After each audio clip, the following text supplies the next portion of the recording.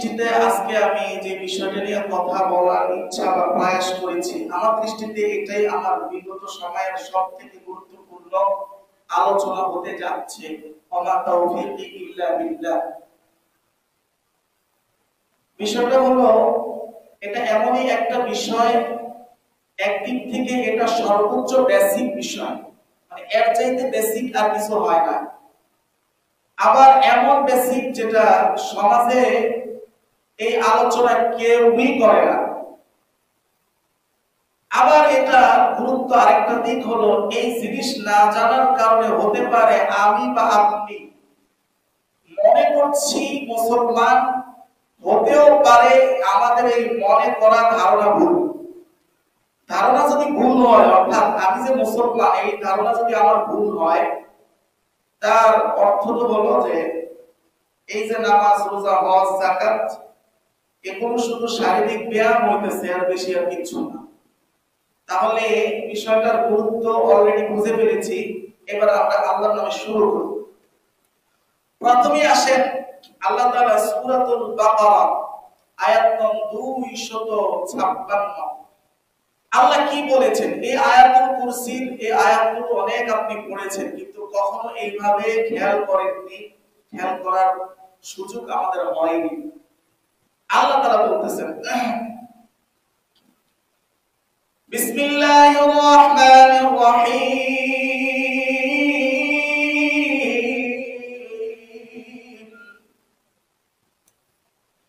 ফামান ইয়াকফুর বিত-তাগুতি ওয়া ইউমিন বিল্লাহি ফাকাদ ইসতামসাকা বিল-উরওয়াতিল মুথকা লা ইনফিসামা লাহা ওয়াল্লাহু সামিউন আলীম।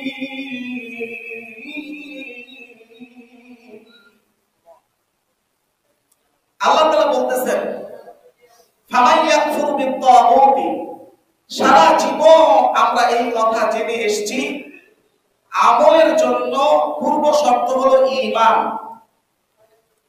কিন্তু আমরা কোনোদিনই জানতে পারি নাই, কেউ আমাদেরকে জানায় নাই যে ঈমানেরও একটা পূর্ব শর্ত আছে।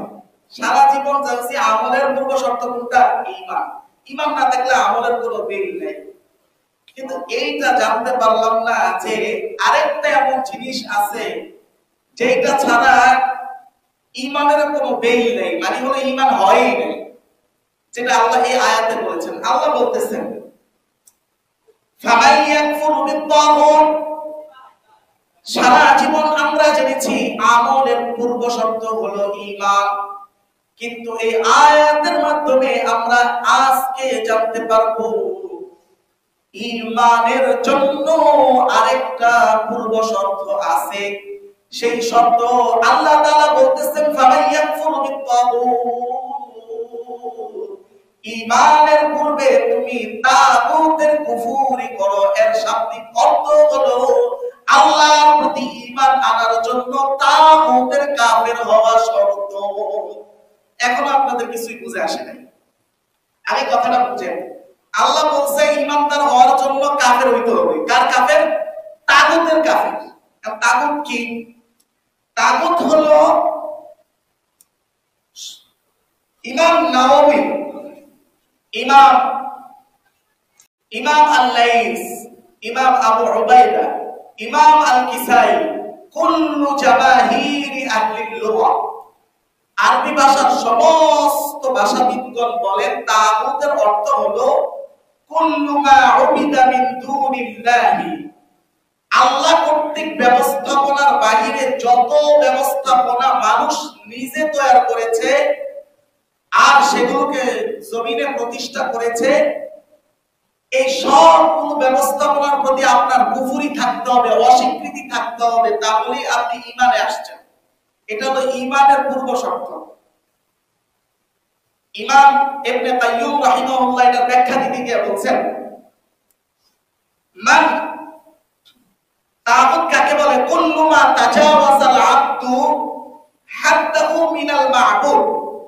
তাগুত বলা হয় আল্লাহর পক্ষ থেকে আমাদের জন্য যে সীমা রেখা দেয়া আছে, এই সীমা রেখার বাহিরে সমাজ ব্যবস্থা নিয়ে সীমারেখা দেওয়া আছে। এই প্রতিটা আল্লাহর সীমারেখার বাইরে যত ব্যবস্থাপনা আছে সব হলো তাগুত। এই তাগুতের প্রতি যদি আপনার অস্বীকৃতি, আপনি যদি সেটার প্রতি আগে কুফরি না করেন, তাহলে আপনি ঈমানে আসেন নাই। এতদিন জানছি যে আমলের পূর্ব শর্ত ঈমান, ঈমানের যে আরেকটা পূর্ব শর্ত আছে এটা জানতে পারি নাই সারা জীবনে। কেন? নিজের কাছে প্রশ্ন করেন, এই ডেফিনিশনটা কেউ কোনোদিন কেন আপনাদের কাছে আমাদের কাছে পরিষ্কার করলো না? এবার তাগুতের কয়েকটা উদাহরণ দেখেন যেগুলোর মধ্যে আমরা অলরেডি আছি। উদাহরণ দেখেন, এক নাম্বার পুঁজিবাদী সমাজ ব্যবস্থা। পুঁজিবাদী সমাজ ব্যবস্থা, পুঁজিবাদীর সংক্ষিপ্ত সংজ্ঞা হলো, এই ব্যবস্থাপনার মূল নীতি হলো এটা সম্পূর্ণ ব্যক্তি মালিকানার উপর নির্ভরশীল। এখানে টাকা উপার্জন বিতরণ সম্পূর্ণ বাজারের উপর নির্ভর করে। মানে এক কথায় যেটাকে আপনারা মুক্ত বাজার বলেছিলেন, মুক্ত বাজার। এই ব্যবস্থার সাথে সুদের ওতপ্রোতভাবে সম্পর্ক। এই ব্যবস্থাপনা এর বিপরীত ইসলামী ব্যবস্থাপনা হলো, ইসলাম বাজার ব্যবস্থাকে, এই যে এখন রমজান আসছে, ইসলাম বাজার ব্যবস্থাকে ন্যায় এবং কল্যাণের দিকে পরিচালিত করে, মুক্তভাবে ছেড়ে দেয় না। এখানে ব্যক্তি মালিকানার পাশাপাশি সামাজিক দায়িত্ব অঙ্গাঅঙ্গিভাবে জড়িত এবং ধনীদের উপর গরিবদের উপর সহানুভূতি এটা অপরিহার্য। এটা হলো ইসলামী বিধান। এই যে ইসলাম বিপরীত একটা মুক্ত বাজারের সিস্টেম, এটা হলো মানুষ কর্তৃক তাগুতি সিস্টেম। আর আল্লাহ এই আয়াতে বলেছেন এই সিস্টেমের প্রতি, এটা তো একটা উদাহরণ, মানে আল্লাহর বহির্ভূত যত সিস্টেম আছে এটার প্রতি যদি আপনি কুফরি না করেন, অস্বীকার না করেন, তাহলে আপনি ঈমানই ঢুকেন নাই।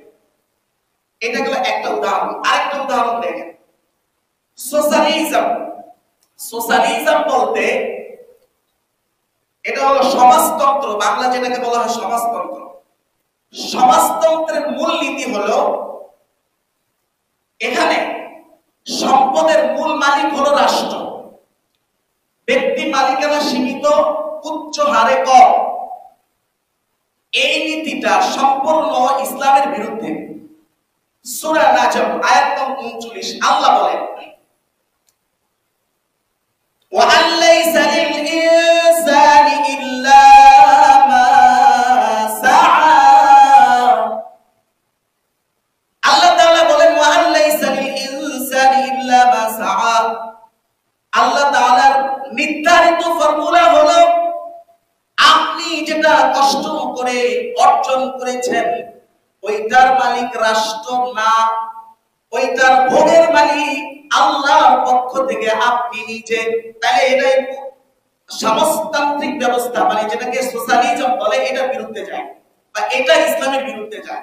তাহলে এবার আসেন সূরা বাকারা 256 নং আয়াতের কথায়। সারা জীবন জানছি আমলের পূর্ব শর্ত ঈমান, কিন্তু জানি নাই যে ঈমানেরও একটা পূর্ব শর্ত আছে, সেটা হলো মানব কর্তৃক সমস্ত সিস্টেমদের উপরে কুফরি করা, মানে অস্বীকৃতি জানানো। এটা হলো তার একটা। এবার আরেকটা বিষয় আলোচনা আসে, আরেকটার নাম হলো সেকুলারিজম।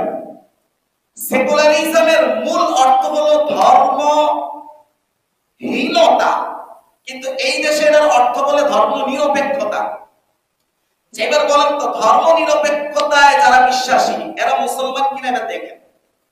আল্লাহ তাআলা যেখানে, এটা আগেও বলছি, আল্লাহ তাআলা যেখানে সূরাতুল মাইদার 44 নং আয়াতে বলেছেন, আল্লাহ বলেন وَمَن لَّمْ يَحْكُمْ بِمَا أَنزَلَ اللَّهُ فَأُولَٰئِكَ هُمُ الْكَافِرُونَ।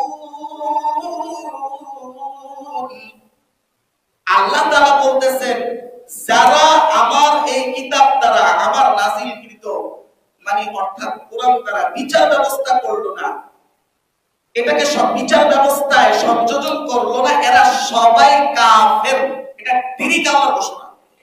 এটা কোনো মৌলবীর ফতোয়া না যে গবেষণার উপরে ভিত্তি করে ফতোয়া দিছে, গবেষণা ভুল প্রমাণিত হলে ফতোয়াও ভুল হবে। এটাকে বলা হয় ফতোয়ায়ে তাশরিঈয়া, অর্থাৎ তিরিক আল্লাহর পক্ষ থেকে সিল মেরে দেওয়া হয়েছে। এটার কোনো পরিবর্তন নাই, কোনো ব্যাখ্যা নাই। আর মানে এই আয়াত দ্বারা স্পষ্ট যে ধর্ম নিরপেক্ষতার কথা যারা বলে, আল্লাহ বলতেছেন কাফের, আপনি কি বলবেন এটা আপনার ব্যাপার। আল্লাহু আকবার। এবার আসেন সূরা বাকারার এই 256 নং আয়াত। সারা জীবন জানছেন আমলের পূর্ব শর্ত হলো ঈমান, কিন্তু এই আয়াত দ্বারা জানতে পারলাম ঈমানের একটা পূর্ব শর্ত আছে, ওইটা হলো আল্লাহর নিয়মের বহির্ভূত যত ব্যবস্থাপনা আছে, রাষ্ট্র সমাজ যত নীতি আছে, ওগুলোর প্রতি যদি আপনি কুফরি না করেন, ওগুলোর কাফের না হন, তাহলে আপনি মুমিন হবেন না। কেউ কোনদিন এত বেসিক জিনিসটা কোনদিনই এই বাংলাদেশে কত পীর, কত হুজুর, কত দরবার, বলেন তো আপনার কারো বুকে হাত দিয়ে এই সাহস আছে? বা এখানে একদম এই এলাকার সবাই যদি এখন থাকতো, আপনার ধারণা এই আয়াত সম্পর্কে জানছে, এইটা হাত তুলে বলবে, এটা কি আপনার ধারণা হয়? অথচ এইটা হলো একেবারে সর্বোচ্চ বেসিক। কে শুনছেন বলেন তো? কোন পীরের কাছ থেকে কবে শুনছেন এই কথাটা যে ঈমান আনার পূর্ব শর্ত হলো তাগুতের কাফের হওয়া? তাগুত মানে আল্লাহ বহির্ভূত যত ব্যবস্থাপনা আছে এগুলোর প্রতি কুফরি করা। কুফরি মানে অস্বীকার করা, তারপরে আপনি ঈমানে ঢুকবেন। এখন যারা সোশ্যালিজমের কথা যারা সেকুলারিজমের কথা বলে, এদের যুক্তি হলো যে এখানে তো অমুসলিমরা বসবাস করে, যদি এক ধর্মের কিতাব দ্বারা শাসন ব্যবস্থা কায়েম হয়, তাহলে তাদের যে অধিকার আছে সেই অধিকার আমরা দিব কিভাবে? দেখেন, এই মুসলমানকে একটু আগে যদি আপনি জিজ্ঞাসা করেন যে তোমার ধর্ম কি পরিপূর্ণ, সে বলতে যে হ্যাঁ আমার ইসলাম কমপ্লিট, সে মুখে বলছে মাত্র কমপ্লিট, একটু পরে সে এমন কথা বলতেছে তার অর্থ দাঁড়ায় যে ইসলাম সব দিকে কমপ্লিট, শুধু অমুসলিমের অধিকার দেওয়ার ক্ষেত্রে অপূর্ণ। নাউযুবিল্লাহ। সে মুখে বলতেছে কি, সে এক মুখে দুই কথা, বিশ্বাস কি করতেছে, মুখে বলতেছে কি। সর্বশেষ হলো জাতীয়তাবাদ, যেটাকে ন্যাশনালিজম বলে। এই যে ব্যবস্থাপনা বা এই যে চিন্তাধারা, এটা খুব কঠিন ভাবে এবং কঠোর ভাবে ইসলামের বিরুদ্ধে যায়। কিভাবে দেখেন, এক নাম্বার হলো জাতীয়তাবাদ ইসলামের উম্মাহ কনসেপ্ট, অর্থাৎ উম্মার যে ধারণা, ওই ধারণার বিরুদ্ধে যায়। কিভাবে যায়? ইসলামের উম্মাহ ধারণাটা হলো আপনি যেই জাতি গোষ্ঠীর অন্তর্ভুক্ত হন না কেন, ঈমানের ভিত্তিতে সবাই এক শাসনের নিচে, যেটাকে খেলাফা বলা হয়, সবাই এক খলিফার নেতৃত্বে থাকবে। এটা হলো ইসলামের উম্মাহ ধারণা, উম্মাহ। আল্লাহ তাআলা সূরা আম্বিয়ার 92 নং আয়াতে বলতেছেন, ওয়া ইন্না হাযিহি উম্মাতুকুম উম্মাতান ওয়াহিদাতান ওয়া আনা রাব্বুকুম ফা'বুদুন। আল্লাহ তাআলা বলেন, ওয়া ইন্না হাযিহি উম্মাতুকুম, এই যে জাতি, ঈমানের ভিত্তিতে, কোন দেশ বা গোষ্ঠীর ভিত্তিতে না, এই জাতি এক জাতি, ওয়া আনা রাব্বুকুম, আর আমি তোমাদের রব, তোমরা আমার ইবাদত করো। এটা হলো উম্মাহ ধারণা। সূরা হুজরাতের আয়াত নম্বর 10 এ আল্লাহ তাআলা বলেন, ইন্নামাল মুমিনুনা ইখওয়া ফাআসলিহু বাইনা আখাওয়াইকুম ওয়াত্তাকুল্লাহা লাআল্লাকুম তুরহামুন। আল্লাহ বলেন, ইন্নামাল মুমিনুনা ইখওয়া, মুমিনরা সবাই এক ভাই, চাই সে যেই জাতি গোষ্ঠীর হোক না কেন। ফাআসলিহু বাইনা আখাওয়াইকুম, তাদের একের সমস্যার সমাধান অপর করবে। এখন কেমন সমস্যার সমাধান? সমস্যার সমাধান বলতে আমরা বুঝি যে একটু ওয়াশ করে দিবে, এরকমও না। আপনি আরেকটা আয়াত দেখেন, এই দেশে আমি বহু পীর সাহেবকেও বলতে শুনেছি যে মুসলমানের বিরুদ্ধে মুসলমান যুদ্ধ করার কি বিধান আছে?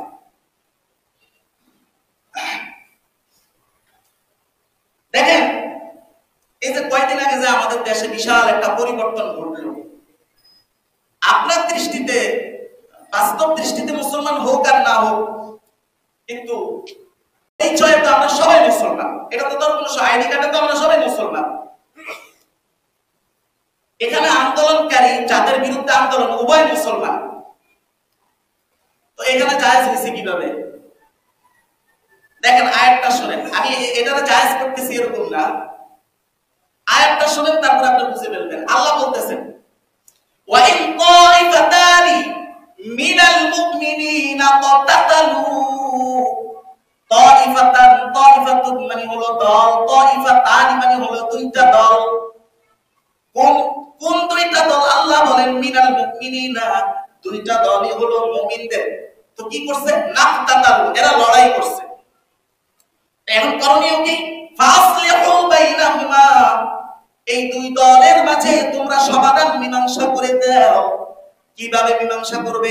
ওয়াজ করে। ওয়াজ যদি কাজে না লাগে, আল্লাহ ফর্মুলা দিতেছে। আল্লাহ বলতেছে ফাইন বাগাত ইহদাহুমা, এই দুই দলের কোন দল যদি ইসলামের বিরুদ্ধে দাঁড়িয়ে যায়, ফাকাতিলুল লাতী ক্বাতালা ইউকাতিলু, ক্বাতলুন শব্দ বুঝেন কিন্তু এটা আপনারা বুঝবেন, শাব্দিকতা দিয়ে বুঝা যায়, আর কি জানা লাগে না। ফাকাতিলুল লাতী তাবগী, ওই দলের বিরুদ্ধে সশস্ত্র যুদ্ধ করো যেই দল এখানে ইসলামের বিরুদ্ধে দাঁড়িয়েছে, যেটা বাগাওয়াত করেছে। আল্লাহ বলতেছেন ডাইরেক্ট শব্দ, কতক্ষণ? হাত্তা তাফিআ ইলা আমরিল্লাহ, যতক্ষণ না তারা আল্লাহর আদেশের দিকে ফিরে না আসে। আল্লাহ বলতেছেন ততক্ষণ এদের ভিতরে সশস্ত্র যুদ্ধ করো। আমি জীবনে অনেক বড় এক আলেমরে এরকম কথা বলতে শুনেছি যার দ্বারা ধারণা হয় উনি এই আয়াত সম্পর্কে কোনোদিনই জানতেন না। অনেক বড় মানুষ, ওনার পায়ের সমতুল্য আমি না। আল্লাহু আকবার। এবার আসেন, কেন বললাম জাতীয়তাবাদ ইসলামের বিরুদ্ধে যায়? একটা একটা করে আসেন। রাসূলের একটা হাদিস শুনেন। ও কথাটা যেটা আনছিলাম, এখন আল্লাহ তাআলা কি বললেন এখানে? এক মুসলমান যদি সে ইসলামের বিরুদ্ধে দাঁড়ায় আর তার বিরুদ্ধে যদি আপনার শক্তি থাকে, তাহলে আপনি প্রথমে তাকে হাত দিয়ে, হাত মানে হলো এখানে জোর খাটানো। এটা এক হাদিসও আপনারা আগে বহুত শুনছেন যে কোন খারাপ কাজ প্রথম হাত দিয়ে প্রতিহত করো, না পারলে মুখ দিয়ে। এত শক্তিও যদি না থাকে তাহলে অন্তত মনে মনে ঘৃণা করো। এরকম হাদিস শুনছেন না? এই হাদিস তো একদম অ্যাভেলেবল আলোচনা হইতে আমি দেখছি। আল্লাহ এখানে বলতেছেন যে হাত দিয়ে প্রতিহত করা। এখন যদি ওই মুসলমান অন্য জাতি গোষ্ঠীর হয়, তার মধ্যে যদি জাতীয়তাবাদের চেতনা থাকে, তো সে বলবে যে আমাদের ব্যাপার নিয়ে তোমার নাক গলার কি আছে? ইসলামের বিরুদ্ধে। এই জন্য ইসলাম এই ধারণাকে অ্যাকসেপ্ট করে না। আরো উদাহরণ দিতেছি, দেখেন একটা হাদিস শুনেন, বাইহাকী শরীফের 2039 নং হাদিস। রাসূলুল্লাহ বলছেন, এখানে দুইটা বিষয়ের বিরুদ্ধে বলছেন, একটা হলো বর্ণবাদ, আরেকটা হলো জাতীয়তাবাদ। আল্লাহর নবী বলতেছেন আলা ইন্না রাব্বাকুম ওয়াহিদ, হে আমার উম্মত শুনে রাখো, তোমাদের রব এক, তোমাদের পিতা এক। আলা ইন্না আবাকুম ওয়াহিদ, তোমাদের বাবা এক। আলা লা ফাদলা লিআজামিয়্যিন আলা আরাবিয়্যিন, কোন আজমি ব্যক্তির অর্থাৎ কোন আরবি ব্যক্তির কোন মর্যাদা নাই, আরবি জাতি গোষ্ঠী হিসাবে কোন মর্যাদা নাই অনারবির উপর, অনারবির গোষ্ঠী হিসাবে কোন মর্যাদা নাই আরবির উপর, এবং সাদা চামড়া বা লাল চামড়ার ব্যক্তির কোন মর্যাদা নাই কালো চামড়ার ব্যক্তির উপর, কালো চামড়াওয়ালার কোন মর্যাদা নাই লাল চামড়াওয়ালার উপর। আল্লাহ নবী এখানে দুইটা বিষয় বললেন, একটা হলো বর্ণবাদের বিরুদ্ধে, আরেকটা হলো জাতীয়তাবাদের বিরুদ্ধে। জাতি গোষ্ঠী হিসাবে কোনো কিছু ধার্তব্য না ইসলামে। আরো উদাহরণে আসেন, ইসলামের শাসন ব্যবস্থার নাম হলো খেলাফা। এই খেলাফা ব্যবস্থার বিরুদ্ধে ডিরেক্ট এই জাতীয়তাবাদ চায়। কিভাবে চায় দেখেন, খেলাফা ব্যবস্থার নিয়ম হলো সারা পৃথিবীতে যত মুসলমান আছে এরা সবাই এক শাসনের নিচে এক খলিফার নেতৃত্বে থাকবে, যেমনটা পূর্বে ছিল এখন নাই। আবার ইমাম আল মাহদি এবং হযরত ঈসা আলাইহিস সালাতু ওয়াস সালামের মাধ্যমে আবার সেই খেলাফা পুনঃপ্রতিষ্ঠিত পৃথিবীতে হবে।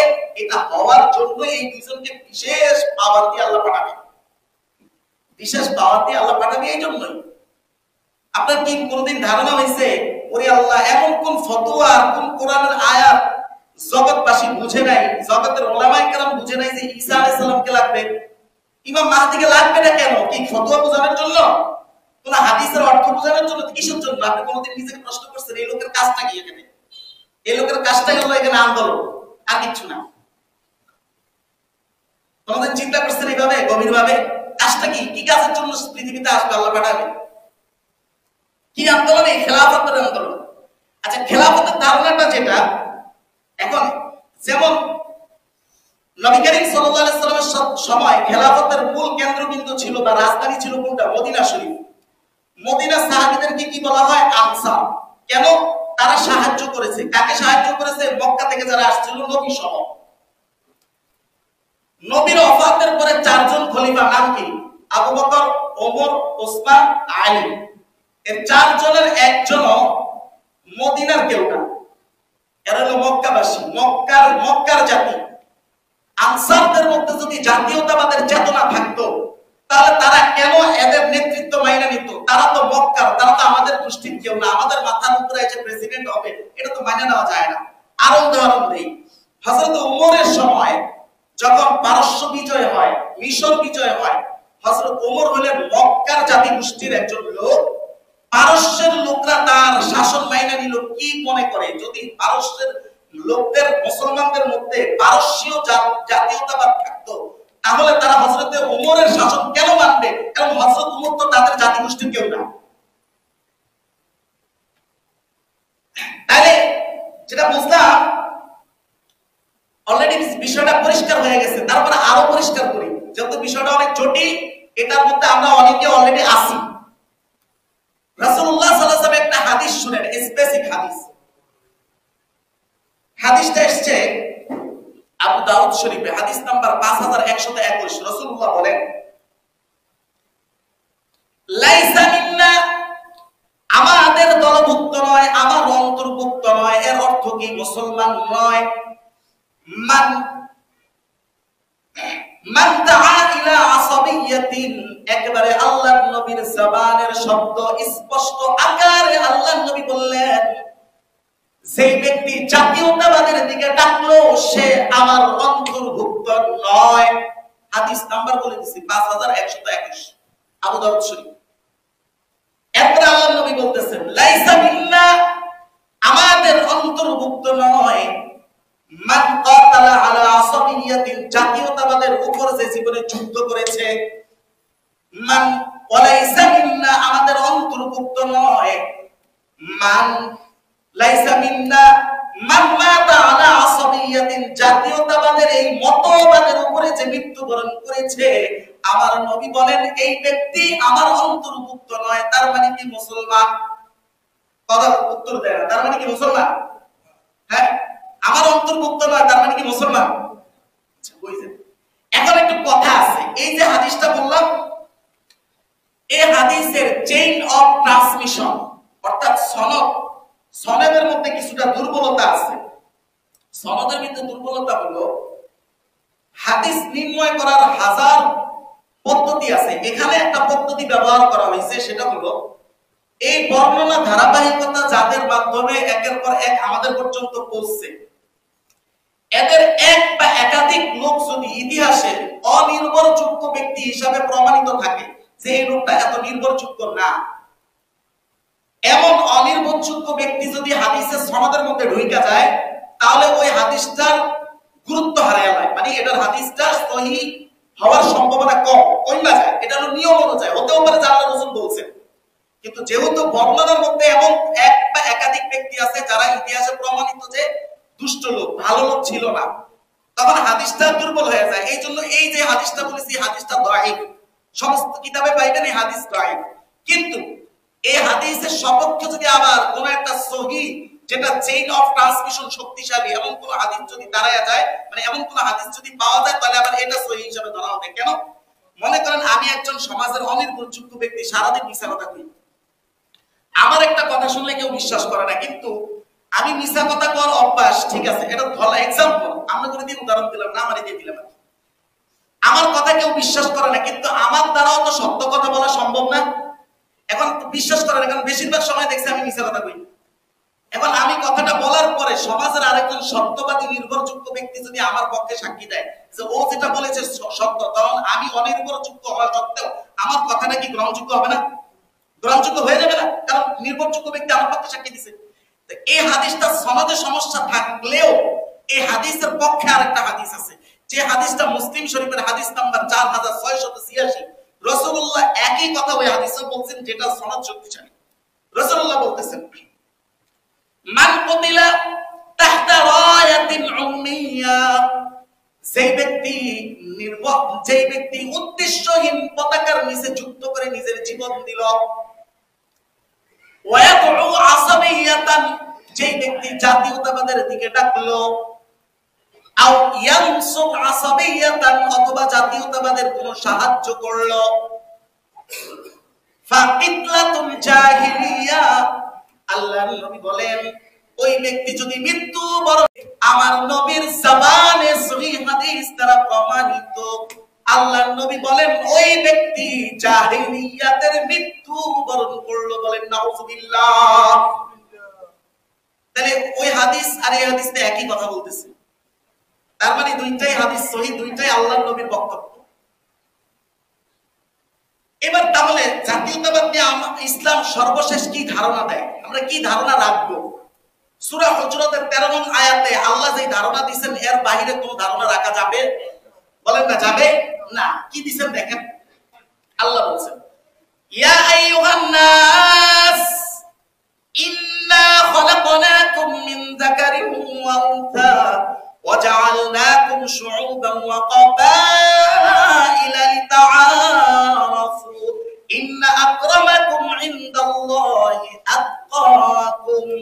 আল্লাহ তাআলা বলেন, তোমাদেরকে যে আমি বিভিন্ন জাতি গোষ্ঠীতে পার্থক্য করেছি, এইটা জাতীয়তাবাদের জন্য নয়, বরং এইটা হলো তোমার আলাদা আলাদা পরিচয়, একে অপরের কাছে নিজের আইডেন্টিটি পেশ করার জন্য, আর কিছু নয়। কথাটা বুঝেন। এটা আরেকবারও বলেছি, সারা বাংলাদেশের নামই যদি হইতো চাঁদপুর, ঢাকা যায় আপনি কি পরিচয় দিতেন, কোন জায়গা থেকে আসছেন? পরিচয় দেওয়া যাইতো? যাইতো না। আল্লাহ তাআলা এই যে বিভিন্ন জাতি গোষ্ঠীতে পার্থক্য করেছেন, সৌদি আরব যাওয়ার পরে আপনাকে যদি জিজ্ঞাসা আপনার জাতীয়তা কি, মানে আপনি কোন গোষ্ঠী, কোন জায়গা, আপনি বাংলাদেশের নামও যদি হইতো সৌদি, তাহলে আপনি কি পরিচয় দিতেন? তাহলে কিভাবে বুঝাইতেন আপনি কোন জায়গা, আপনি কোন গোষ্ঠীর অন্তর্ভুক্ত, কিভাবে বুঝাইতেন? তখন আপনি যখন বলবেন আমি বাংলাদেশী, তখন সে বুঝবো ও অমুক জায়গা। এই যে পরিচয় দেওয়ার স্বার্থেই আল্লাহ তাআলা জাতি গোষ্ঠী পার্থক্য করেছে, আর কোনো কারণে নয়। এর বাইরে যা ধারণা আছে, এইবার আসেন সূরা বাকারার 256 নং আয়াত, যেখানে আল্লাহ তাআলা বলেছেন, সারা জীবন আমরা শুনছি যে এই আমলের পূর্ব শর্ত হলো ঈমান। জীবনে কোনোদিন কেউ শুনাইলো না যে ঈমানেরও একটা পূর্ব শর্ত আছে, যেই পূর্ব শর্ত পূরণ ছাড়া ঈমানে কেউ ঢুকে না। সেই পূর্ব শর্ত হলো যত তাগুত আছে, তাগুতের ব্যাখ্যায় একাধিক রেফারেন্সে আমি প্রথমেই বলেছি, তাগুত কাকে বলে? আল্লাহ কর্তৃক যত ব্যবস্থাপনা, রুলস এন্ড রেগুলেশন যা আছে, এর বাহিরে মানুষ নিজে যেটা বানাইছে ওই সব হচ্ছে তাগুত। আর আল্লাহ বলতেছেন এই সকল তাগুতের উপর যদি তুমি কুফরি না করো, অর্থাৎ অস্বীকৃতি না করো, তাহলে তুমি ঈমানই ঢুকো নাই। কেউ কোনোদিন জানায় নাই। তার মানে তাগুতের কুফরি করা আগে শর্ত, তারপরে ঈমান যদি আনে, তারপরে আল্লাহ বলতেছেন ফাকাদ ইসতামসাকা বিল উরওয়াতিল উসকা, তাহলে একমাত্র তুমি আল্লাহর শক্ত হাতলকে শক্তভাবে ধারণ করলা। বলেন না সুবহানাল্লাহ।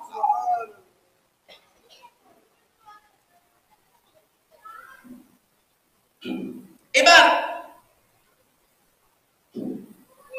আপনি যদি বলেন যে তাহলে হুজুর এই যে আমরা এটা কোনোদিন জানতাম না, বহু মানুষই তো আমাদের মধ্যে আছে এই সকল ব্যবস্থাপনার প্রতি তার অন্তর আছে, এই সকল ব্যবস্থাপনার প্রতি এই সকল মতবাদকে সে লালন করে, আবার মসজিদে নামাজও পড়ে, রোজাও রাখে। এই কেন আমি বললাম যে আজকে রোজার ওয়াজ করা খুব জরুরি ছিল, তারপর আমি এই বিষয়টাকে নির্বাচন করেছি, কারণ হলো আমার জীবনে কোনোদিন কোনো হুজুরকে এত ডিটেইলি এই বিষয়ে আলোচনা করতে আমি নিজেও কোনোদিন দেখিনি। এখন আপনি আপনি যদি ইমানের পূর্ব শর্তই কোনোদিন জানলেন না, আমার বহু আত্মীয় স্বজন, আপনার বহু আত্মীয় স্বজন কোনোদিন বহু পীরের মুরিদ ছিল, বহু কিছু করছে, এই জিনিস না জেনে কবরে চলে গেছে, না জানি তাদের কি অবস্থা। তারা যদি আন্দাজেও যদি ঠিকঠাক থাকে তাহলে তো সাইরা গেল। কিন্তু যদি এই যে চারটা মতবাদ বললাম এর কোনো একটা বা তার বাইরের কোনো একটা তার দিলের মধ্যে যদি তার স্বীকৃতি থাইকা থাকে, তাহলে আল্লাহর আয়াত অনুযায়ী সে শর্ত পুরো করে নাই, সে ইমানই ছিল না। নামাজের কথা এখন কি বলবেন? নামাজ, রোজা, হজ, যাকাতের ব্যাপারে আল্লাহ কি বলেন এটাই বলি আমি। আল্লাহ বলতেছেন ওয়ামান ইয়াকফুর বিল ঈমান, ঈমানের মধ্যে যদি কোনো কুফরি থাকে, আল্লাহ বলেন ফাকাদ হাবিতা আমালু, আল্লাহ স্পষ্ট বললেন তোমার সব আমল বাতিল হয়ে যাবে। আল্লাহ বলছেন সব বাতিল। এটা আপনি কি বলেন?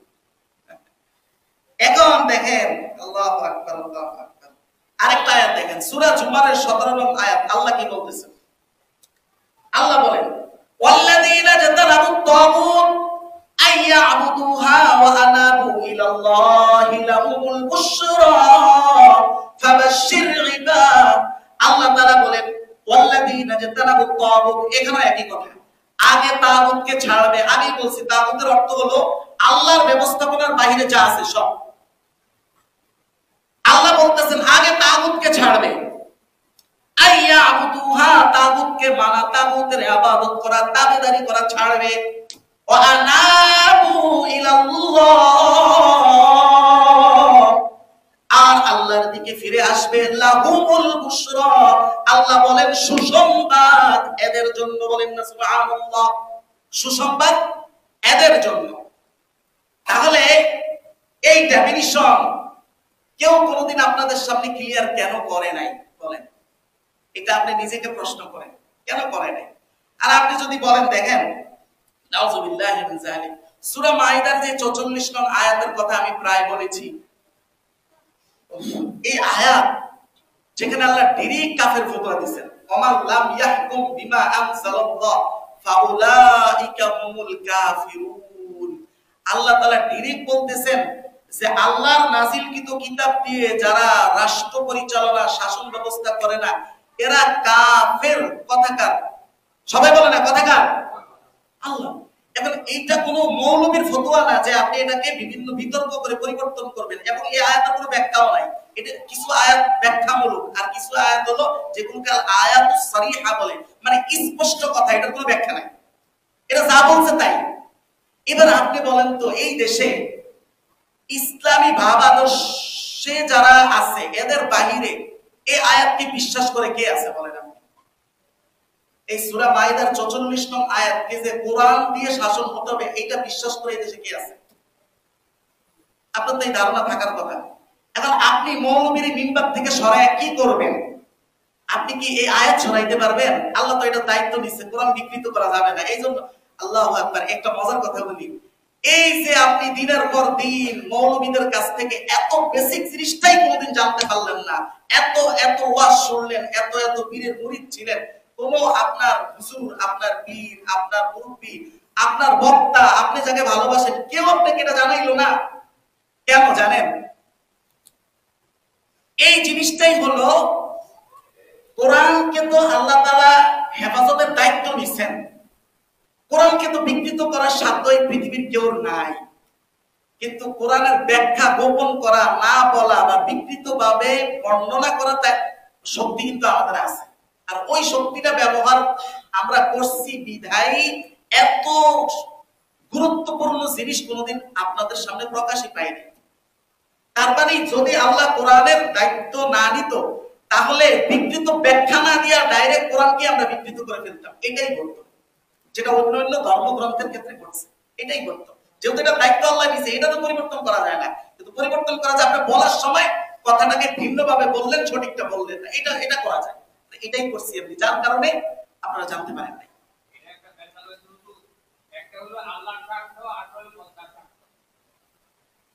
এখন আপনি যদি বলেন যে হুজুর আপনি যে কথা আজকে আনছেন এই থিওরির ভিত্তিতে, এটা তো আমার থিওরি না, থিওরি তো আল্লাহ, এই থিওরির ভিত্তিতে 5-10% বেশি তো মুসলমানই পাওয়া যাবে না। তা আপনারে কে বলছে যে 5-10% বেশি আছে? আপনারা এটা কে বলুন? আল্লাহর কথাটা শুনেন তাহলে। আল্লাহ তাআলা সূরাতুল আনআমের 116 নং আয়াতে বলতেছেন, আল্লাহ বলেন, আল্লাহু আকবার, আল্লাহু আকবার। আল্লাহ বলেন, ওয়া ইন তুতি আকসারা মান ফিল আরদি ইউদিল্লুকা আন সাবিলিল্লাহ।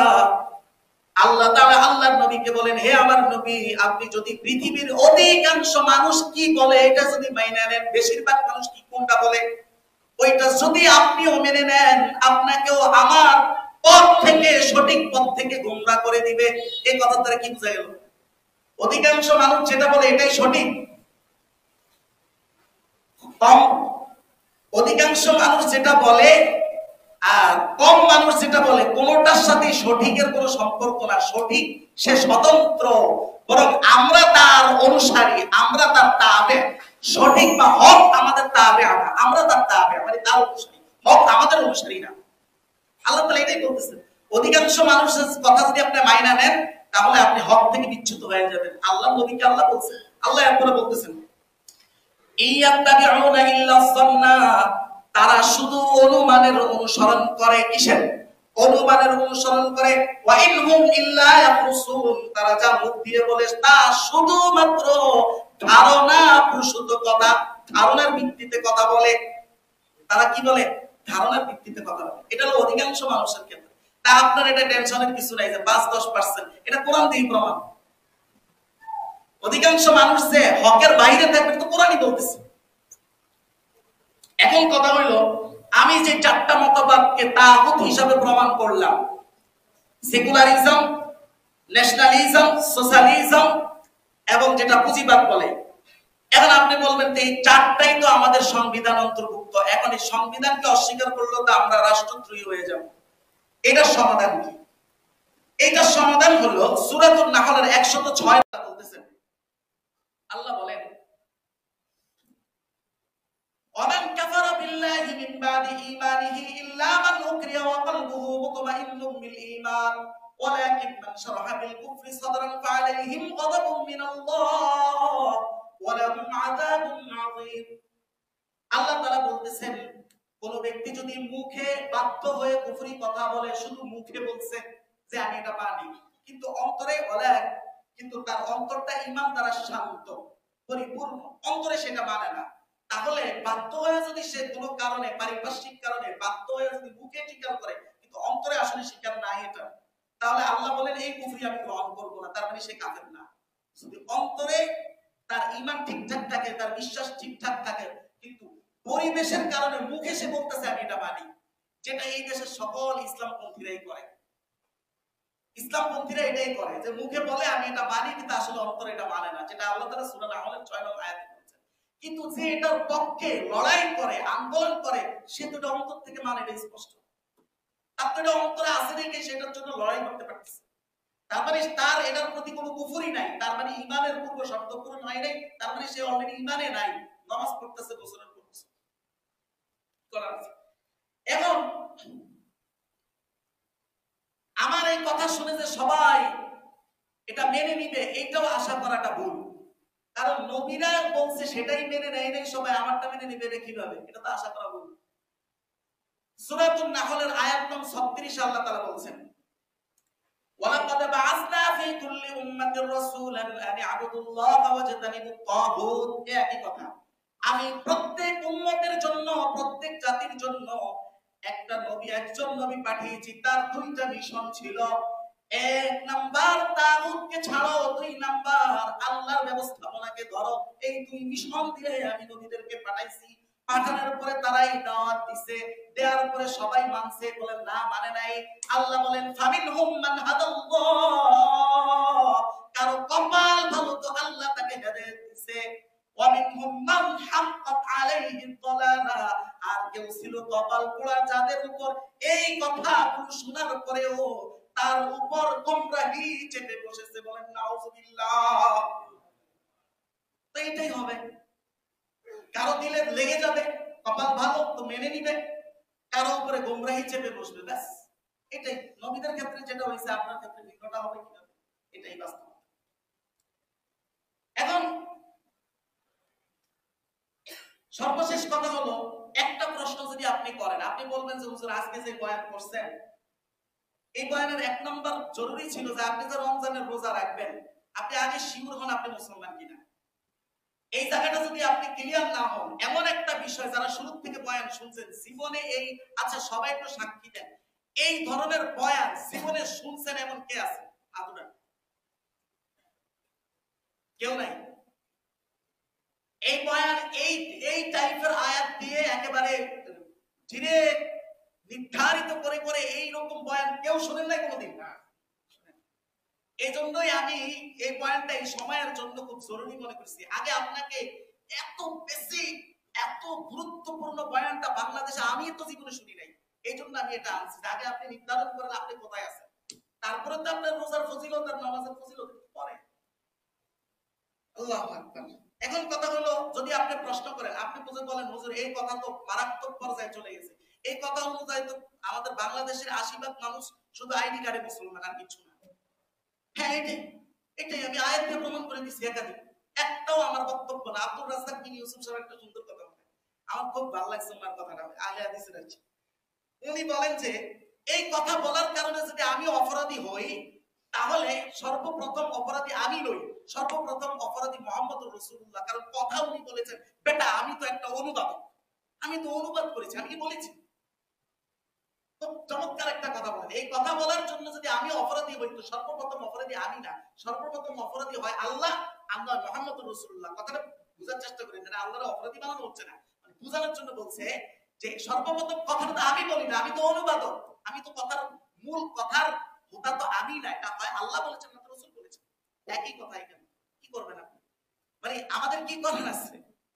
ইমাম পাল্টানো যাবে, মিম্বার পাল্টানো যাবে, কিন্তু এই কথা পাল্টানো যাবে না। তো কোরআনের আপনি দেখেন না, সূরা মাইদা, এই আয়াত আরো বলেছি, সূরা মাইদা 44 নং আয়াত আল্লাহ স্পষ্ট বলেছেন কোরআন দিয়ে শাসন ব্যবস্থা যারা করবে না সব কাফের। আপনি মুসলমান মানে কি করে হুজুর মাইরা পিটায়া এই আয়াত পরিবর্তন করা যাবে? আল্লাহ আল্লাহ আমাদেরকে হেদায়েতের বীজ অন্তরের মধ্যে ঢেলে দেখ, সবাই বলেন আমিন। এখন আপনার এটা মনে করেন না যে আপনার বিরুদ্ধেই বলেছি, হক এমন জিনিস এটা ইমাম আমার নিজের বিরুদ্ধেও যাইতে পারে, আমার মধ্যে এমন মানসিকতা থাকা উচিত হক কথা যদি আমার বিরুদ্ধে যায় তো আমার বিরুদ্ধে আমি বলবো, কোনো সমস্যা নেই, আমার বিরুদ্ধে আমি বলবো। দেখেন এখন বলি, 6 মাস পর্যন্ত আমি কেন এই বয়ানটা করি নাই, সত্য কথাটা আজকে স্বীকার করি। তো প্রশ্ন আমি উত্থাপন করছি, আপনাদের অন্তরে প্রশ্ন আসে না আমিও জানি, আমি নিজেই প্রশ্ন আমার বিরুদ্ধে উত্থাপন করলাম। যেদিন আমি এই মিম্বারে ইন্টারভিউ দিতে আসছি সেই দিন আমি খুব মিষ্টি একটা ওয়াজ শোনাইছি, সবাই ভালো লাগছে। বলেন তো ওই দিন কি আমি এটা জানতাম না, কেন আমি করি নাই? কারণ কি জানেন? সত্য কথা, সত্য কথা, সত্য আমার চাইতে বড়। আমি সত্যের মুখাপেক্ষী, সত্য আমার মুখাপেক্ষী না। সত্য হলো এটা, এটা লোভ। এই মিম্বারটা পাওয়ার, ইন্টারভিউতে টিকার, মসজিদটা পাওয়ার একটা লোভ, কিচ্ছু না। আমি সত্য স্বীকার করি। এই যে এই কারণে আমি আপনাকে ওই দিন যদি এই বয়ানটা শোনাইতাম হতেও পারত মোস্ট অফ দ্য পিপল আমার পক্ষে থাকতো না, বলতো না এই হুজুরের মধ্যে সমস্যা। এটা মনে করি আমি এই বয়ানটা করি নাই। আর আল্লাহ এটাকেই বলেছেন ধর্ম ব্যবসা। এমনই আমার বিরুদ্ধে কথা, আর আপনি কি বলবেন? আমি তো নিজের বিরুদ্ধেই বলি। এটাকে কিভাবে ধর্ম ব্যবসা? দেখেন, রাজনৈতিক ব্যক্তিদের কাছে ধর্ম ব্যবসার ডেফিনিশন একটা, আর আল্লাহর কাছে ধর্ম ব্যবসার ডেফিনিশন আরেকটা। আল্লাহর কাছে ধর্ম ব্যবসার ডেফিনিশন হলো সেই কথা আমি কোরআনে বর্ণনা করেছি আর তুমি মিম্বারে বর্ণনা করো নাই, কি জন্য? তোমার চাকরিটা বাঁচানোর জন্য, জাস্ট এটাই ধর্ম ব্যবসা। আর রাজনৈতিক ব্যক্তিদের ধর্ম ব্যবসার ডেফিনিশন কি? তার মতাদর্শের বিরুদ্ধে কোনো কথা গেলে এই মোল্লা ধর্ম ব্যবসায়ী। এটা হলো রাজনৈতিক ব্যক্তিদের ব্যাখ্যা। আর আল্লাহর ব্যাখ্যা কি? যে আমার কথা তুমি টাকার জন্য বলো নাই। এবার দেখেন আয়াতটা দিয়ে প্রমাণ করি, সূরা বাকরা আয়াত 174। আল্লাহ তাআলা বলতেছেন, ইন্নাল্লাযীনা ইয়াকতুবুন মা আনজালাল্লাহু মিনাল কিতাব, সেই সকল মোল্লা, সেই সকল মানুষ, সেই সকল হুজুর আমার কিতাবের কথাকে গোপন করে।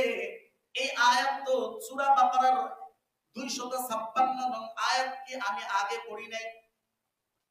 এখানে যে আল্লাহ বলছে ফামাইয়াকফুর বিত-তাগুত, ঈমানের পূর্ব শর্ত হলো তাগুতের কাফের হওয়া, কুফরি করা, মানে আল্লাহ বহির্ভূত যত ব্যবস্থাপনা আছে সেগুলোর অস্বীকৃতি জানানো। এই প্রথম প্রথম যে শর্ত আছে, এই শর্তটা পুরা করলে তুমি ঈমানের উপযুক্ত, এরপরে তুমি ঈমান আনলা। সারা জীবন আমাদেরকে শুনাইছে আমলের পূর্ব শর্ত ঈমান, কিন্তু ঈমানের যে একটা পূর্ব শর্ত আছে কেউ শুনাইলো না। হাইরে ধর্ম ব্যবসা, চিন্তা করছেন আপনি? আল্লাহ তাআলা বলতেছেন যারা গোপন করে, কেন করে? লিয়াশতারু বিহি সামানান কালিলা। এই গোপন করার মাধ্যমে সে একটা স্থানে টিকে থাকবে, তার মাদ্রাসাটা টিকাবে, তার মসজিদ টিকাবে। এটা আমি কইতেছি, আল্লাহ বলতেছেন এটার দ্বারা সে ক্রয় করবে তুচ্ছ মূল্য। আল্লাহ বলতেছেন এই সকল লোক কিয়ামতের ময়দানে তাদের অবস্থা হবে ওয়ালা ইউকাল্লিমুহুমুল্লাহ। মাঝখানে আবার বলছেন মা ইয়াকুলুনা ফি বুতুনিহিম ইল্লা নার। এই ধর্ম ব্যবসায়ীরা যা পেটে খাইতেছে আগুন ছাড়া আর কিচ্ছু না। বলেন না নাউযুবিল্লাহ। এরপরে আল্লাহ তাআলা বলছেন ওয়ালা ইউকাল্লিমুহুমুল্লাহ ইয়াউমাল কিয়ামা। কিয়ামতের ময়দানে আল্লাহ এদের সাথে কথা বলবেন না। ওয়ালা ইউযাক্কিহিম, এদেরকে আল্লাহ পবিত্র করবেন না, এদের দিকে আল্লাহ তাকাইবেন না। বলেন না নাউযুবিল্লাহ। এটা হলো ধর্ম ব্যবসা। এই যে বললাম না 6 মাস, এটা ধর্ম ব্যবসা। আজকে সঠিক কাজ করছে। যদি এই মিম্বার আমার জন্য একটা পরীক্ষা, এই মিম্বার ধরে রাখা আমার কোনো দায়িত্ব না, কিন্তু আল্লাহ যেই কারণে আমাকে মিম্বারে বসাইছে ওই কাজটা সর্বোচ্চ শক্তি দিয়ে করে ফেলাটা হলো আমার দায়িত্ব। মিম্বার ধরে রাখা আমার দায়িত্ব না। এখন আমার নিয়ে চিন্তা না করে আপনি নিজের অবস্থান চিন্তা করেন যে আল্লাহ কর্তৃক বহিরাগত যত আন্দোলন, যত ব্যবস্থাপনা, এগুলোর ব্যাপারে আপনি কুফরি করছেন কিনা, মানে অস্বীকার করছেন কিনা। যদি না কইরা থাকেন, আল্লাহি আল্লাহর আয়াত সাক্ষী, একাধিক আয়াত দিয়ে বললাম আপনি ইসলামে ঢুকেন না, এটা নিশ্চিত থাকেন। আমার কথা না, কথা কার? আল্লাহ। শেষ। দেখেন একটা মজার কথা বলি, এই জিনিসটা আপনারা কোনোদিন চিন্তা করেন না, আমার মনে চলে আসছে, যার কারণে বলার সুযোগ হয়েছে। হয়তো আল্লাহ আপনাদের জন্য এটা কবুল করছে। কথাটা কি বলেন তো? আমরা অনেকে মনে করি লা ইলাহা ইল্লাল্লাহর যে শাব্দিক অর্থ, এটাই বলা মর্ম। এটা যদি মর্ম হইতো লা ইলাহা ইল্লাল্লাহ মানে আল্লাহ ছাড়া কেউ নাই। বলেন তো এইটা আপনারা তো এটাই মনে করেন যে আল্লাহ ছাড়া কেউ নাই, বাস এইটাকে আল্লাহ এক ইলাহ, এটুকু বিশ্বাস করলেই হবে। যদি এতটুকু বিশ্বাস করাই যদি লা ইলাহা ইল্লাল্লাহর মর্ম হইতো, তাহলে আমি আপনার বিবেকের কাছে একটা প্রশ্ন করি। সূরা মুমিনুন আয়াত নং 84 আল্লাহ তাআলা বলতেছেন, নবীকে বলতেছেন, কি বলছেন? قل لمن الأرض وما فيها إن كنتم تعلمون سيقولون لله। হে নবী, আপনি এই কাফেরদেরকে জিজ্ঞাসা করেন এই জমিনের মালিককে। আল্লাহ নিজেই বললেন, এরা উত্তর দিবে এক আল্লাহ। আরে আপনি যাদেরকে জাহেল বলতেছেন, এরা তো কাজে জাহেল। আল্লাহ নিজে সাক্ষী দিতেছে, এরা বলবে এক আল্লাহ।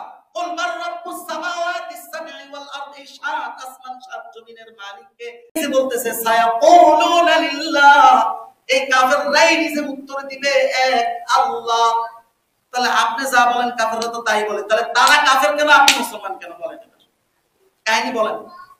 দেখেন এমন কি অর্থ ছিল লা ইলাহা ইল্লাল্লাহর মধ্যে, তারা তো বলতো এই কথা। আপনি যেটা লা ইলাহার অর্থ আপনি এখন যেটা বুঝেন, এটা তো তারা মুখেই বলতো, আল্লাহ সাক্ষী দিতেছে, এটা আমার কথা না। তাহলে কেন রাসূলুল্লাহ যখন এই কাফেরদেরকে একসাথে করে প্রথম লা ইলাহা ইল্লাল্লাহর দাওয়াত দেয়, আবু লাহাব চেষ্টা দিয়ে বলছিল যে তাব্বান লাকা, তুমি ধ্বংস হও, আলিহাযা জামাআতানা, এই কারণেই কি আমাদেরকে একত্রিত করেছো? এমন কি অর্থ আবু লাহাব বুঝা ফেললো লা ইলাহা ইল্লাল্লাহর মধ্যে, আপনি মুসলমান হয়ে বুঝেন না। ওই অর্থটাই হলো সূরা মাইদার 44 নং আয়াত, যে ক্ষমতা, শাসন সবকিছু আল্লাহর নিজাম অনুযায়ী, আল্লাহর কিতাব দিয়ে হবে। এইটা আবু লাহাব তখনই বুঝা ফেলছে, এই জন্য চাইতে গেছে। আর আপনি মুসলমান হয়ে কোনোদিনই বুঝলেন না, কোনোদিনই জানলেন না কোরআনে এই আয়াত আছে। যারা এর পক্ষে থাকলো না সবাই কাফের, ডিরেক্ট আল্লাহর বক্তব্য। এটাই সেই অর্থ, যে অর্থের জন্য আবু লাহাব ডাইরেক্ট তখন অ্যাকশনে চলে গেছে। আল্লাহ আয়াত নাযিল করে দিয়েছে তাব্বাত ইয়াদা আবি লাহাবি ওয়া তাব। এটাই সেই রহস্য। আপনি কি মনে করেন লা ইলাহা ইল্লাল্লাহ যে শাব্দিক অর্থ, মানে আরবির যে শাব্দিক অর্থ, এটাই এখানে উদ্দেশ্য? এতটুকু তো কাফেররা বলতে, আমি নিজেই তো কোরআন দিয়ে দেখাইলাম, এটা তারাই বলতো। এটা তাহলে সমস্যা কোথায়? বৈপরীত্য লাগলো না কোথায়? এই বৈপরীত্য আজকে আমি বয়ান করলাম, এটাই সেই সমস্যা। তাহলে ওই যে সমস্যা আবু লাহাবের ছিল, এই সমস্যা 80% মুসলমানের। এবার বলেন আবু লাহাব যদি কাফের হয়, আপনি মুসলমান কেন বলেন? কোন ভিত্তিতে আপনি নিজেকে মুসলমান প্রমাণ করবেন? আল্লাহ আমাদের বুঝের দরজা খুলে দেখ, সবাই বলেন আমিন। দেখেন কয়দিন বাঁচবেন?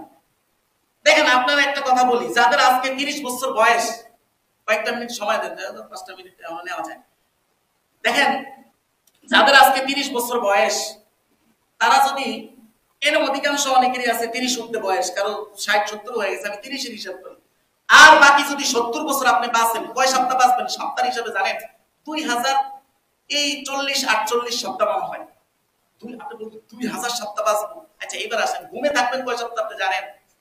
আপনি ঘুমেই কাটাইবেন এখানে 693 থেকে 700 সপ্তাহ ঘুমে থাকবেন।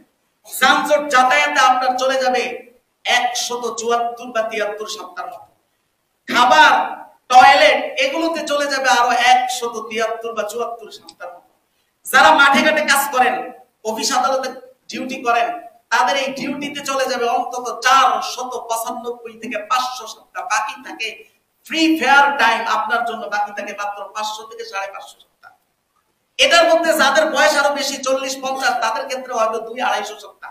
এই 200-250 সপ্তাহের মধ্যে আমরা কেউ গীবতে কাটাবো, যাদের কপাল ভালো না তারা হয়তো গীবতে কাটাবো, অথবা ওই যে ইসলামের বিরুদ্ধে অবস্থান নিয়ে কাটাবো, অথবা কাউরে তো দেখি যে বক্তাদের মাইক কাইড়িয়া নাই, হয়তো এই কাজে কাটাবে, ইমাম খেদানের কাজে কাটাবে। এক একজনের আল্লাহ যার কপালে যেটা ওইটা করাবে।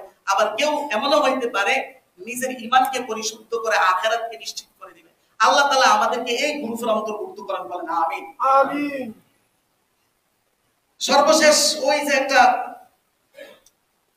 বিষয় বলেছিলাম 2 সপ্তাহ আগে, এটা অনেকে এখন অপেক্ষায় আছেন এটার এক্সপ্লেন করার জন্য। একটু সময় গেলে ওটা করে দিই আজকে, অনেকে কষ্ট পাবে আমি জানি, আমি দেখছি অনেকের চেহারা যে ওই আয়াতের অপেক্ষায় আছে। ওই যে আল্লাহ তাআলা বলছিলেন যে আল্লাহ তাআলাই একমাত্র জানেন মায়ের পেটে কি আছে। ইন্নাহু ইয়ালামু মা ফিল আরহাম ওয়া ইয়ালামু মা ফিল আরহাম। আরহাম এটা রেহেমের বহুবচন, মানে গর্ভ। গর্ভস্থ কি আছে এটা শুধু আল্লাহই জানেন। এখন তো আমরা দেখতেছি টেকনোলজি এমন পর্যায়ে আসছে, এত 3D থেকে 4D পর্যন্ত আল্ট্রাসাউন্ড হয়, সবই তো ডাক্তাররা দেখে। তো এই কথার ভিত্তি, আল্লাহর এই কথার ভিত্তি রইল কোথায়? এটা নিয়ে দেখছি অনেক হুজুরা খুব পেরেশান। আল্লাহ যে কত মহান, এই কিতাব তো আর আল্লাহ এমনি চ্যালেঞ্জ দেন নাই। আল্লাহ এখানে কি রাখছেন দেখেন। আল্লাহ এখানে সূক্ষ্মভাবে কথাটা বলছেন, যেটা শাব্দিকভাবে চোখে পড়ে না। আল্লাহ বলছেন আল্লাহ জানেন পেটের মধ্যে কি আছে। আল্লাহ একবারও বলেন নাই আল্লাহ জানেন পেটের মধ্যে কে আছে। কে আর কি এর পার্থক্য, কি পার্থক্যটা দেখেন। আল্লাহ যদি বলতেন পেটের মধ্যে কে আছে, কে মানে জেন্ডার, বাস। আরবিতে এর আরবি হলো মান। মান দ্বারা আরবি গ্রামার অনুযায়ী বোঝানো হয় জাতুল রুকুল, মানে জ্ঞান সম্পন্ন প্রাণীকে বুঝাইতে এই শব্দটা ব্যবহার হয়। আর মা মানে কি আছে, কি, যেটা বাংলায় বলে কি, এটা আরবিতে হলো মা। মা কয়েক অর্থে ব্যবহার হয়, এখানে দুইটা অর্থের যে কোনো একটাই ব্যবহার হয়েছে।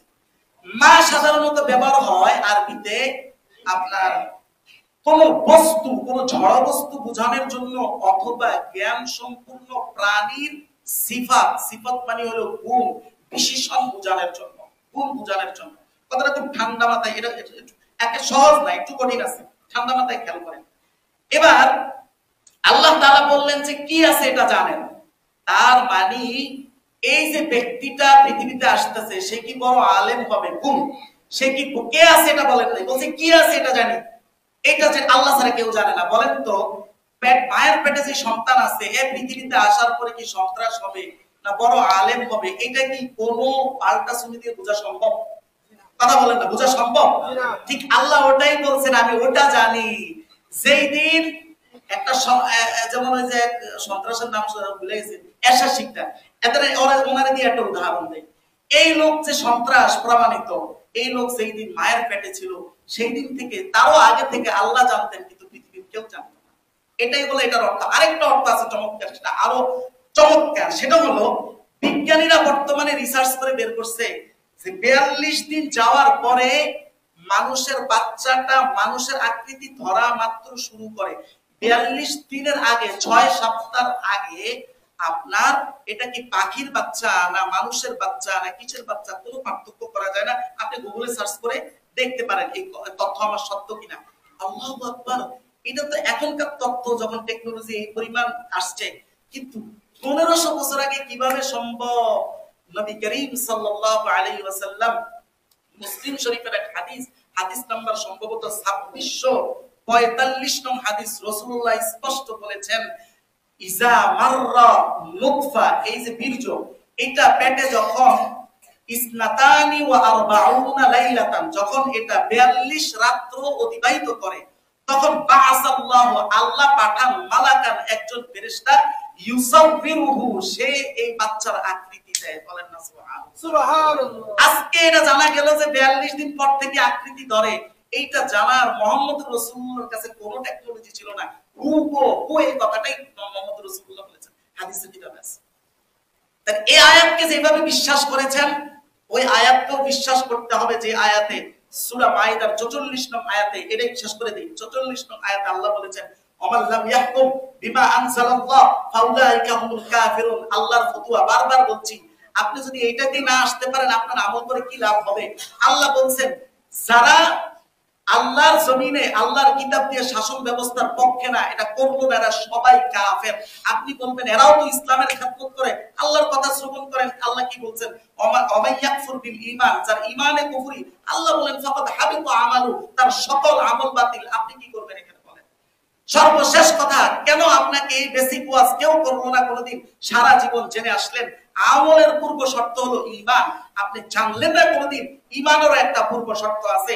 সূরা বাকারা 256 নং আয়াত, আল্লাহ বলেন, ওমাইয়াকফুর বিত-তাগুত, আগে সে তাগুতের কুফরি করবে, তাগুতের কাফের হবে।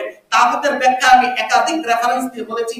তাগুত হলো আল্লাহ কর্তৃক ব্যবস্থাপনার বাইরে যত মানব কর্তৃক ব্যবস্থা আছে, সব ব্যবস্থার প্রতি প্রথমে কুফরি করবে, এরপরে ওয়ায়ুমিন বিল্লাহ, তারপরে ঈমান আনবে। ফাকাদ ইসতামসাকা বিল উরওয়াতিল মুসতা, সেই একমাত্র আল্লাহর শক্ত হাতলকে শক্তভাবে ধারণ করলো।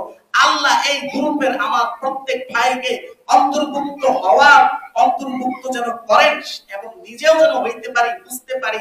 সেই বুঝের দরজা, এই কথাগুলো যেন আপনার বুঝের দরজা করা রাখতে পারে, আপনি সেই দরজা খুলে যেন এই কথাগুলো গ্রহণ করতে পারেন। আল্লাহ আমাদের সবাইকে তৌফিক দান করেন। সবাই বলেন আল্লাহুম্মা আমিন।